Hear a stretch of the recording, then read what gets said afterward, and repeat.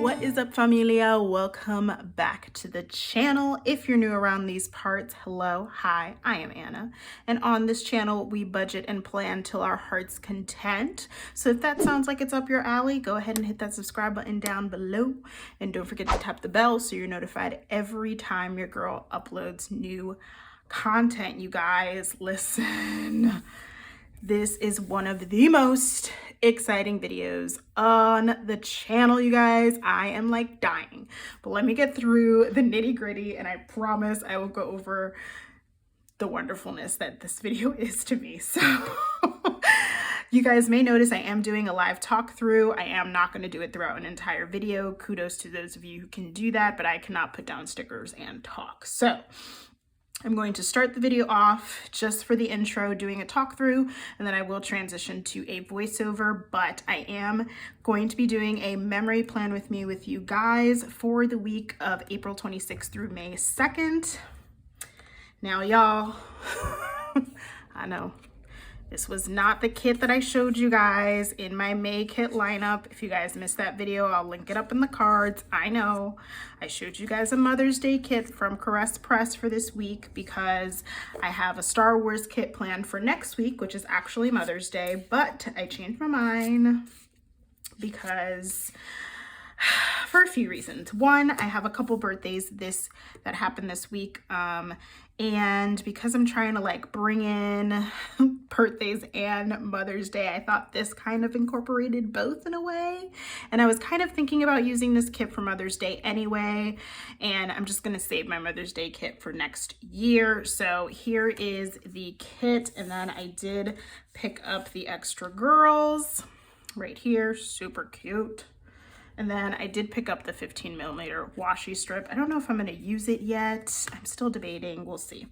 But y'all, this is the one I'm going with. I know this month is going to be heavy on SPC, and I just decided to add another SPC. But I do fully anticipate that I'll be sticking to all the other kits that I lined up for May in that video. So I know, y'all, I told y'all it could be subject to change because your girl just changes her mind all the time. But before we get started, I just want to tell you guys about this collab. So if you didn't already notice from the title, I'm doing the Debt to Know Me tag that was created, and oh my gosh, y'all, I can't even believe I'm saying this. I'm so excited. I'm doing this Debt to Know Me tag collab with Erika from erikalifevlogs. Y'all, I can't even deal with my life. Like, what even is my life? I'm so excited, you guys. I've been watching Erika's channel for like ever. Probably since like 2019, and those of you who are friends to the channel know that basically this channel exists because of Erika. I found her in a related vid when I was watching a Dave Ramsey video, and I was like, I'm in love with all of the things here, all of the things. I'm in love with the budgeting, I'm in love with the stickers, I'm in love with the planning, I'm in love with all of the things. And she is my inspiration behind this channel and this craziness that I do. So like, girl, you don't even know. Shout outs to Erika. Thank you so much for collabing with me, girl. You don't even know, girl. I'm out here like, what is happening? Okay, now let's go ahead and transition over to a voiceover Anna, and yeah, we're gonna get into these questions. They are fun, y'all. Alrighty, friends, so we are going to get into these Debt to Know Me questions. I am going to leave them listed down below in the description box. If you guys want to hop on the tag, go ahead and tag yourselves. Make sure that you tag me on Instagram so I can go and check out your video and show you some love if you have a YouTube channel. And if you don't and you still want to play along, go ahead and answer the questions down below in the comments. I'd love to see what some of your answers are, and I think this is going to be super fun. So let's go ahead and get right into it, y'all. So question number 1 is, what is the dumbest debt you've accumulated? Y'all, you want to know the tea? You want the tea? I'm going to tell you the tea. The dumbest debt that I've accumulated is definitely the car I am now paying off. Like, I did not have to get a car. I really did not have to get a car, but I wanted to get a car, and then I fell in love with my car. So I got it, and here we are trying to pay it off. But it was not something that I absolutely needed to get. So that's definitely been the least intelligent debt that I've gotten myself into along my journey, for sure. I'm like, well, I'm sure I could probably say credit card debt too for the most part, but I think definitely my car loan is, not my brightest moment, if I do say so myself. Question number 2, what debt don't you regret and why? All right, y'all, listen. So I don't regret, and I feel like, let me explain when I'm done. I don't really regret my student loan debt. Now, I do regret very much that the cost of higher education is so high. It is ridiculous how high the price of higher education is for no reason. Like, there's no reason for it to be so much money.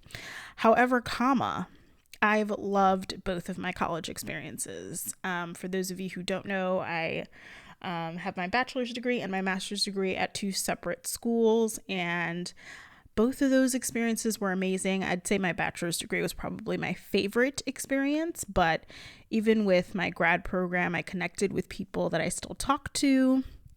A couple of them, I guess I should say, not all of them, but still, I made some connections with people that I really care about through grad school. And really, from grad school, I was able to get a job, and I feel super fortunate and blessed because I know that's not everyone's experience, but I went to a school that really pushed like experiential learning, basically. So really pushed internships, really pushed experience, basically any type of experience that you can get while you were in the program. So because of that, I think it really set me up nicely to then be able to apply to jobs when I graduated from grad school. And the majority of my student loan debt, well, actually all of my student loan debt was actually from grad school. Fun fact, I didn't accumulate any debt during undergrad, which I know, again, is another blessing. I went to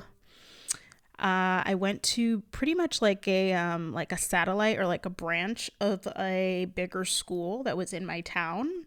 So it was very similar to going to a community college price-wise, because you weren't dorming, there were no res halls, things like that. So I was able to save so much money. And you guys, this is a little unrelated, but I did not want to go to this school. So I grew up in Connecticut, and I always wanted to go to school in Boston. And undergrad, I really wanted to leave. You know, you're 17, you just want to not be living at home with your parents, and that's what I wanted. So I really, really wanted to go to a Boston school, and my dad was like, nah, sis, like, you have a school right here in our backyard, you can stay home, you can save money. And I'm so glad that he made that decision for me, because I saved so much money in undergrad, and I don't think I would have enjoyed my experience as much if I didn't do it that way. So that's my story. That was a long answer, but anyways. Question number 3. What was the highest debt purchase you did in one swipe? Oh, probably my MacBook. I mean, that was probably like $1,200 or something. And that was when I was still in grad school that I got it. That was probably my biggest credit card, my biggest credit card swipe. The only other thing I can think of would be like a vacation, but that's the one that's coming to mind. I also don't regret that purchase. So, because that thing lasted me like a good 9 years, I think. Like, say what you want about Apple, for the most part, at least my experience with their laptops specifically.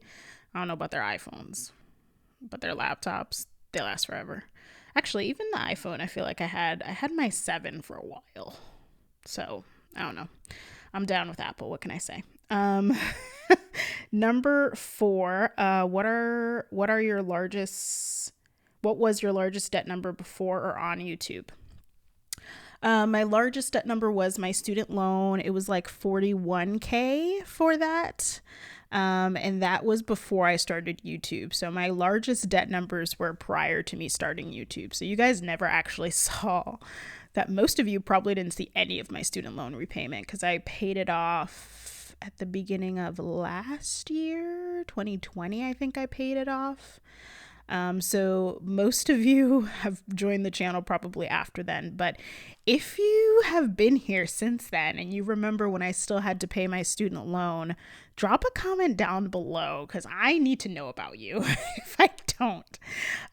If you're out there and you remember when I was still paying my student loan, drop a comment down below because you're the true MVP. You're the true MVP. But when I got on YouTube, I was like on the tail end of finishing that out, and then I had some credit card debt too when I got on YouTube. So yeah. But yeah, my largest one was $41,000 for my student loan, which I know in the grand scheme of student loans is not that bad. I know there are people that have way more, but it was still a lot. So and I was paying that baby for a while too. Okay, next question. How many credit cards or credit lines did you have? So many. I'm like I did not prep for this beforehand, you guys. Can you tell? Let's see. I'm going to do it with you guys. I had my cashback card, and then I had my AAA card. I had a Disney card, so that's 3. Sorry, you guys can hear my calendar. This is my work calendar in the background, because so 3, and then I had a Kohl's one, a JCPenney's one, a Macy's one, 6, maybe 6. I feel like I had more than 6.